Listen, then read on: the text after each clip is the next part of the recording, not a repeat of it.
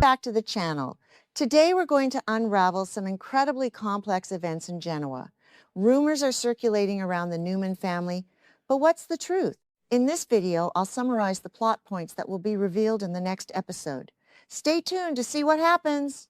Welcome back to our channel, your premier destination for the most explosive, deeply analyzed, and thrilling updates from the heart of Genoa City. Today is a beautiful day to dive into the dark, twisted labyrinths of power, betrayal, and heartbreak that define our favorite families.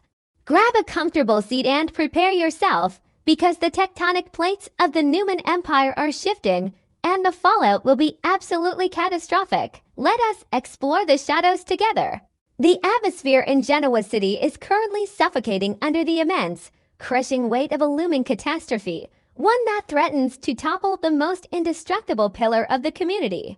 Victor Newman, the legendary and fearsome patriarch of the Newman Empire, is a man who has spent over 8 decades bending the world to his iron will.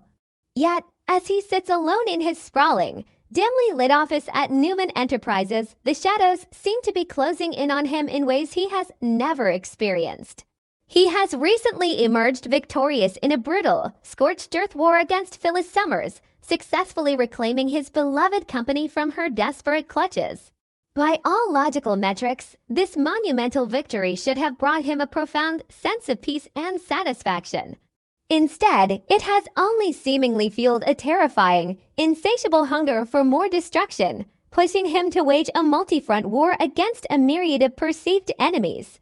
The sheer magnitude of the stress he is voluntarily piling upon his own shoulders is staggering, creating a toxic cocktail of adrenaline and rage that is coursing through his aging veins. Will the ultimate price for his relentless, unending vengeance be his own life? The hollow nature of Victor's recent victory over Phyllis Summers is a psychological puzzle that has left his closest allies and family members deeply disturbed. He fought tooth and nail, utilizing highly questionable and ruthless tactics to rip Newman Enterprises back from her grasp. One would assume that sitting back in his executive chair would quell his inner demons. However, Victor is a man who operates on the fuel of conflict. Peace is a foreign, almost repulsive concept to him. Rather than consolidating his power and enjoying the fruits of his ruthless labor, he has immediately pivoted to seek out new targets to annihilate. He is acting not like a triumphant king, but like a wounded predator lashing out at everything in his periphery. Driven by a dark compulsion to ensure that anyone who has ever dared to cross him is ground into the absolute dirt. What dark, unresolved demon drives a man to burn the world around him even after he has already definitively won the war? This insatiable thirst for dominance has led Victor to declare an unprovoked, merciless war on Sally Spectra and Otter Charles, targeting their newly formed Spectra Charles communication. The fact that Newman Media was legally and fairly merged into their new enterprise is entirely irrelevant to Victor. In his mind, it is his property, and he will destroy anyone who holds it. The cruelty of this particular vendetta is magnified exponentially by the fact that Sally Spectra is heavily pregnant, carrying a child and navigating a highly vulnerable period in her life. The sheer optics of an octogenarian billionaire utilizing his limitless resources to crush a pregnant woman's livelihood have horrified his own flesh and blood. Adam Newman, Chelsea Lawson, and even the usually steadfast Nick Newman have all desperately pleaded with Victor to abandon this ruthless pursuit, begging him to show a shred of mercy. Yet, Victor's eyes remain cold and calculating, completely dismissing the moral and emotional appeals of his children. How far into the dark abyss of tyranny will Victor sink before his own children decide to turn their backs on him forever? The absolute peak of this corporate cruelty was broadcasted clearly during the tense events of July 16th, a day that perfectly encapsulated Victor's terrifying mindset. Sally and Audra, recognizing the catastrophic financial and emotional toll a protracted war with Victor would cause, approached the Newman patriarch with a highly logical, peaceful surrender. They officially offered to sell Newman Media back to him at a fair market value, a move that would have instantly ended the bitter disputes, saved millions in legal fees, and spared everyone involved from unnecessary psychological warfare. Instead of accepting this rational victory, Victor leaned back, a chilling, sadistic smirk playing on his lips, and flatly rejected their offer. He looked terrified, pregnant Sally in the eye, and coldly stated that he refused because he simply likes a good fight. This is no longer about business acumen or reclaiming assets. This is about the sheer, intoxicating thrill of inflicting pain and watching his adversaries squirm in terror. Is this corporate strategy, or is it a sadistic game of cat and mouse designed to completely break a pregnant woman's spirit? Simultaneously, Victor is aggressively plotting to rip Chancellor Industries away from Lily Winters, a company he had previously handed over to her in a rare, fleeting moment of apparent grace. However, Lily committed the ultimate sin in Victor's eyes. She exercised her own autonomy. By choosing to hire Kane Ashby, a man Victor views as a historic, unforgivable enemy to run the day-to-day operations, Lily instantly drew the patriarch's explosive ire. To make matters infinitely worse, Lily and Kane then proceeded to hire Billy Abbott, adding yet another hated rival to the Chancellor payroll. For Victor, this is not merely a staffing decision. It is a direct, unforgivable insult to his authority and a challenge to his supremacy. His obsessive need to control every narrative and dictate the lives of everyone in his orbit has pushed him to actively plot the downfall of the very company he recently relinquished. Will Lily's bold defiance be the spark that ignites a corporate inferno capable of consuming the entire Winters and Newman legacies? As if these massive corporate battles were not enough to strain the mind and body of an aging titan, Victor is also deeply entangled in a highly dangerous, clandestine manipulation involving Matt Clark. Victor is utilizing the unpredictable, historically violent man as a covert weapon to systematically destroy Kane Ashby's life and career from the inside out.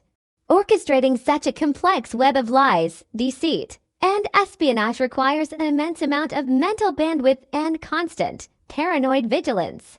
Victor is playing a high-stakes game of chess with live grenades. Fully aware that Matt Clark is a volatile wildcard whose actions could easily blow back and cause catastrophic damage to the Newman family, particularly Nick and Sharon. The sheer cognitive load of managing these overlapping, highly illegal conspiracies is staggering. Could this toxic, secretive alliance with a known predator be the fatal miscalculation that finally brings the invincible Newman patriarch to his knees? While the corporate world burns around him, Victor's personal life is a tragic, emotionally exhausting battlefield centered entirely around his deeply strained reunion with Nikki Newman. Nikki is currently enduring a harrowing, terrifying medical crisis, grappling with severe vision loss that has plunged her world into literal and figurative darkness. As she prepares to have her bandages removed, the agonizing reality that her chances of regaining her sight in the short term are incredibly low hangs heavily over the family. In the midst of this profound vulnerability, Nikki and Victor have tentatively agreed to hit the reset button on their legendary, turbulent romance. However, this fragile truce is built on a foundation of unresolved trauma and deep-seated resentment. Can true love truly conquer all? Or is the emotional damage inflicted by decades of deceit and manipulation finally proving to be irreparable? The monumental, immovable roadblock in their path to reconciliation is Nikki's unwavering demand for genuine contrition regarding the catastrophic Patty Williams disaster. Nikki has made it abundantly clear that she will not simply sweep the past under the rug. She wants Victor to look her in the eye, show true remorse, and apologize for the horrific chain of events he set into motion. By bringing the deeply unstable Patty Williams back to Genoa City to serve his own manipulative ends, Victor directly caused a wave of bloodshed and terror. Within mere days of her return, Patty unleashed her psychotic fury, resulting in the brutal stabbing of Jack Abbott and the terrifying kidnapping of Diane Jenkins. Nikki is horrified by the sheer collateral damage of her husband's machinations and demands that he take moral responsibility for the lives he nearly destroyed. Why is the simple, human act of saying "I am sorry" seemingly more agonizing to Victor Newman than facing a literal firing squad? Instead of offering the empathy and remorse his wife so desperately needs, Victor remains entirely unapologetic, his heart hardened against the suffering of the Abbott family. He has displayed absolutely zero sympathy for the horrific trauma that Diane and Jack have endured, viewing them merely as acceptable casualties in his grand, overarching games of power. This chilling lack of empathy reached a terrifying boiling point when Victor discovered a secret that shattered the illusion of their peaceful reunion. Despite her medical struggles, Nikki secretly made her way to the hospital to visit a recovering Jack Abbott, offering him the comfort and loyalty of their enduring friendship. When Victor uncovered this clandestine visit, his reaction was one of explosive, blinding fury. He views Jack not as a victim of a stabbing, but as a perpetual rival attempting to steal his wife's affections. Will Victor's blinding, irrational jealousy permanently extinguish the last remaining flicker of hope for their legendary romance? The physiological toll of maintaining this level of relentless hostility, paranoia, and anger cannot be overstated, especially for a man who is well over 80 years old.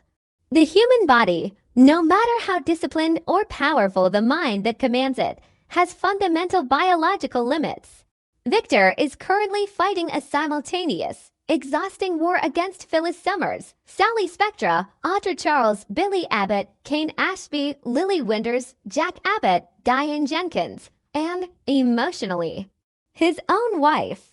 The sleepless nights spent plotting revenge, the constant surges of cortisol and adrenaline, the explosive screaming matches, and the sheer, suffocating pressure of his own making are creating a perfect, lethal storm within his cardiovascular system.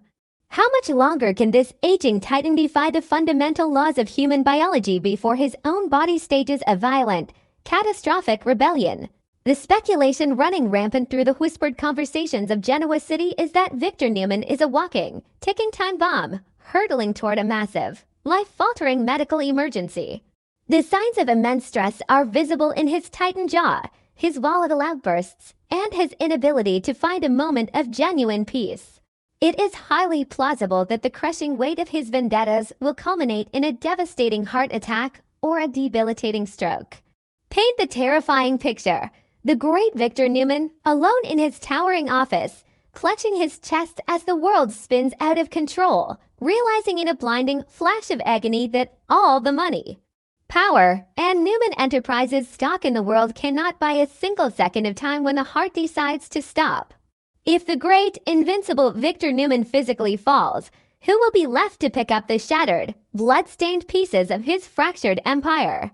Yet, in the twisted, dramatic world of soap operas, a tragedy of this magnitude could paradoxically be the very catalyst required to save his soul and his marriage. It often takes a violent, terrifying brush with death to strip away the stubborn layers of pride and ego that prevent people from connecting. If Victor is lying helpless in a hospital bed, hooked to monitors and fighting for his last breath, the petty corporate squabbles and bitter jealousies will instantly evaporate. Will Nikki, despite her anger and her own terrifying vision loss, rush to his bedside, realizing that a world without Victor is far darker than any physical blindness? Will the stark reality of his mortality finally force Victor to look at his wife and utter the apology she has so desperately needed to hear? Could a catastrophic, near-fatal brush with death be the only force in the universe powerful enough to force Victor Newman to finally seek redemption in Nikki's arms? If this medical crisis comes to pass, the entire landscape of Genoa City will be violently rewritten overnight. A power vacuum at the top of Newman Enterprises would trigger a brutal, merciless war for succession among his children. Victoria, Adam, and Nick would be thrust into a chaotic battle for control, while enemies like Billy, Kane, and Sally would undoubtedly launch massive counteroffensives to reclaim what they have lost. The fall of the patriarch would not bring peace. It would unleash a tidal wave of ambition, revenge, and desperate survival tactics that would touch every single resident of the city. The question that hangs heavy in the air, thick with anticipation and dread, is what the future holds for the Newman legacy. Will the physical collapse of the patriarch mark the tragic end of a golden era, or merely the bloody, chaotic beginning of a terrifying new world order in Genoa City?